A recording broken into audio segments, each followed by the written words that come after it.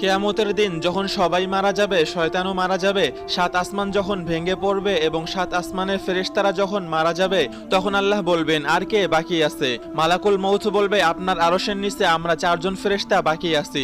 আল্লাহ হুকুম দিবেন, জিব্রাইল ও মিকাইলের জান কবজ করো।